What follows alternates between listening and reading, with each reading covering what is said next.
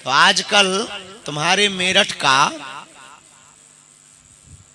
Villu drum बड़ा viral है, पर इस देश ने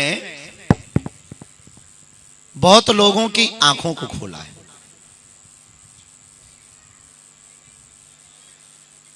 ब्लाइंड फेथ बहुत बुरा होता है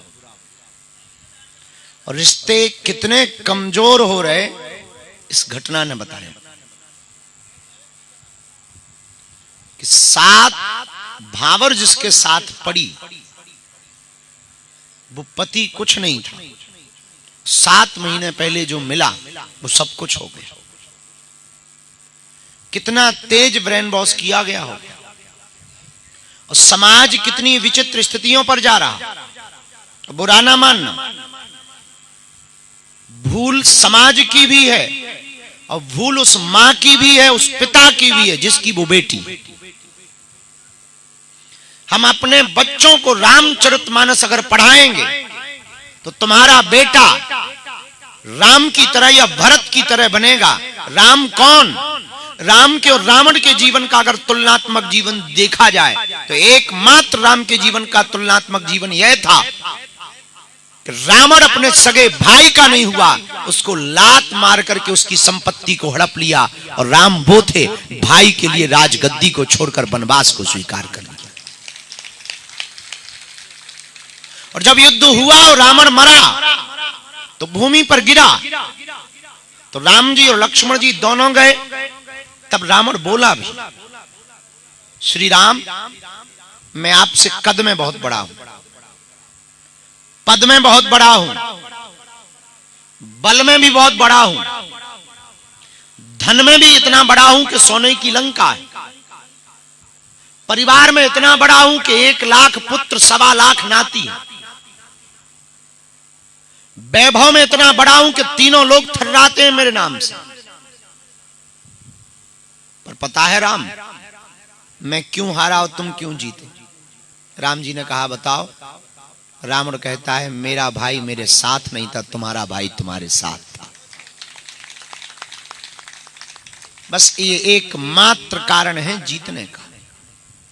मेरठ वालों, हमारी बात को पूरे देश के लोग, जो मेरठ की घटना हुई है उस घटना पर हम आपको कहना चाहेंगे, बेटा या बेटी को रामचरितमानस पढ़ाओगे तो बेटियां सीता जैसा चरित्र निभाएंगी, बेटा राम जैसा चरित्र निभाएंगे।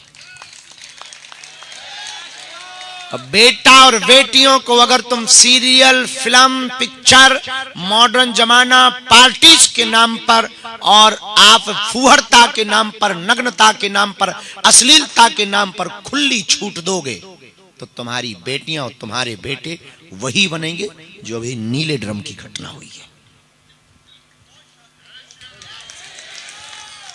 और इसका पूरा का पूरा कारण हमारे समाज से घटते हुए संस्कार। बुरा ना मानना, आज का हमारा निजी विचार है, हिंदुओं को जितना मुसलमानों से और ईसाइयों से खतरा नहीं है, अब वर्तमान में बिगड़ी हुई संतानों से खतरा है। मेरठ की घटना ने यह बताया है, जितना हिंदुओं को मुसलमानों से खतरा नहीं है।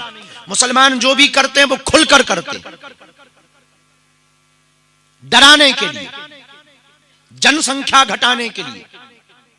पर इस प्रकार की घटना ने हिंदू समाज के संस्कारों के ऊपर कीचड़ उछाड़ा है। जो अभी घटना हुई गजब है भाई। नाम में तो मुस्कान,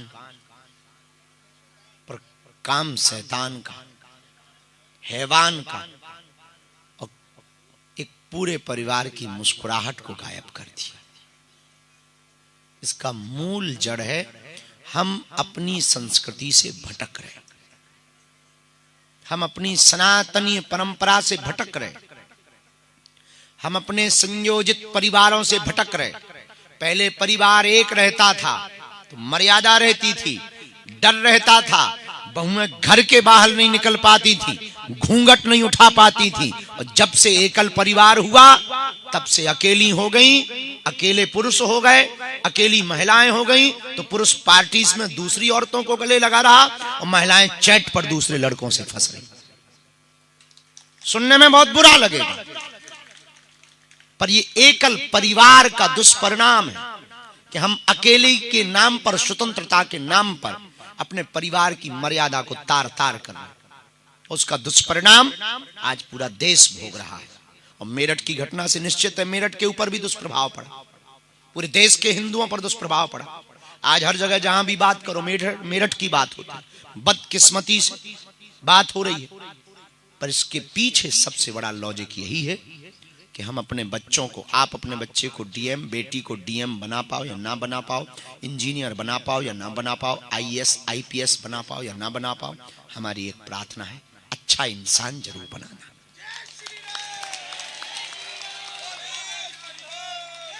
बेहतरीन संस्कारवान, चरित्रवान आप इंसान जरूर बनाना।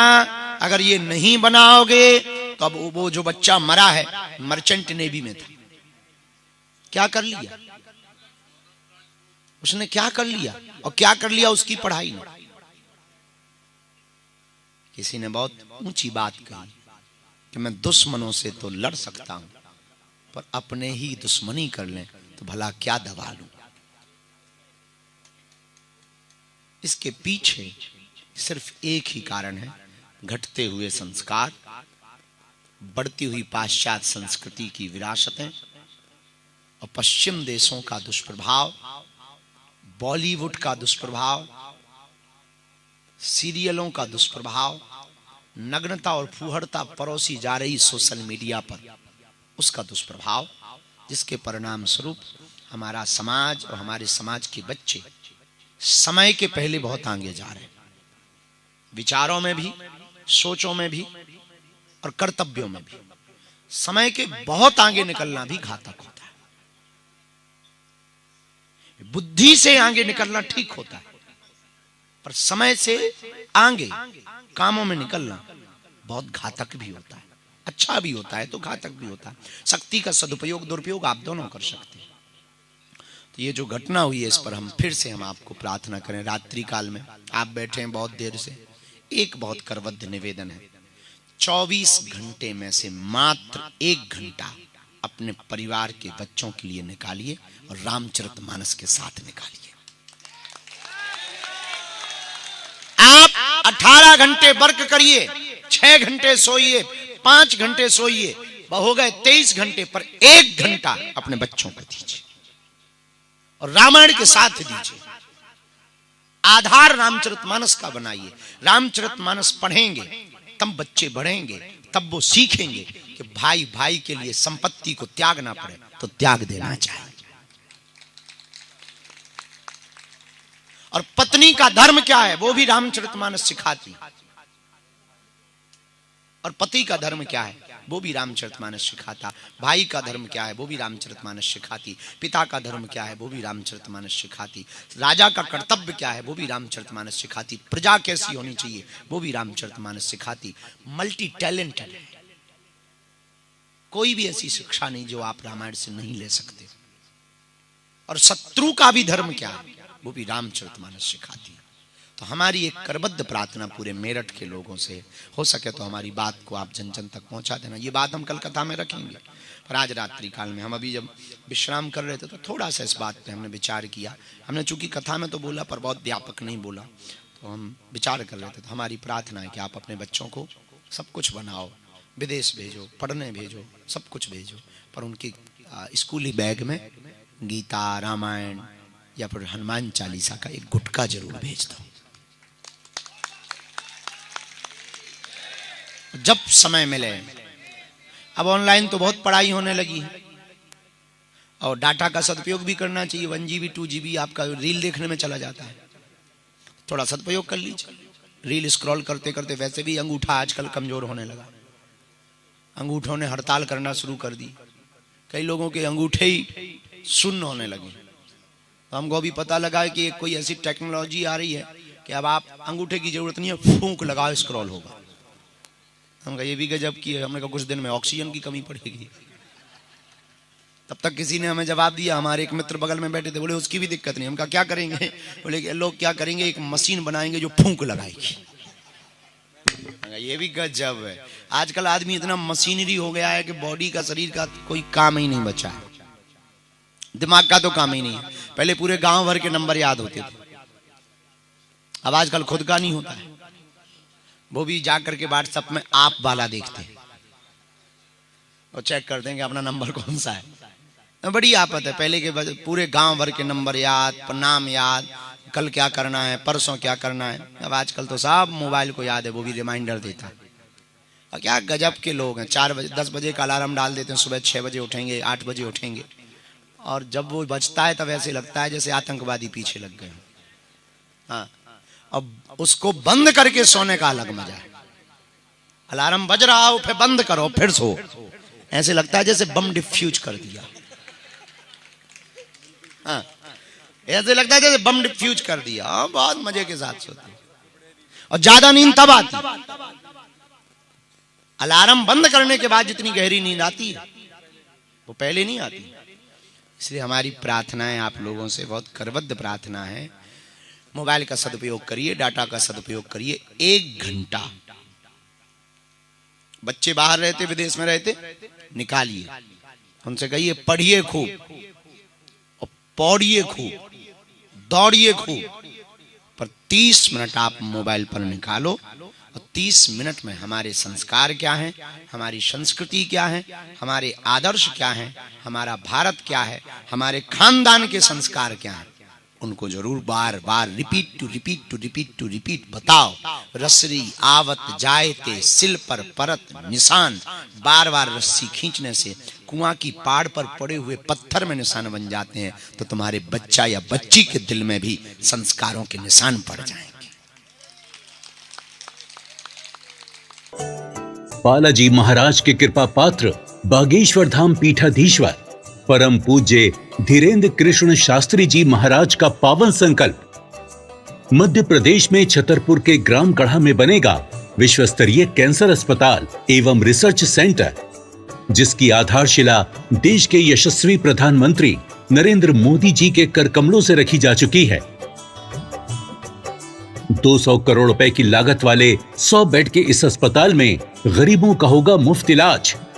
ये बहुत बड़ा अवसर है, बहुत बड़ा काम है। संकल्प बड़ा हो, संतों के आशीर्वाद हो, प्रभु की कृपा हो, तो समय सीमा में सब पूर्ण होता है।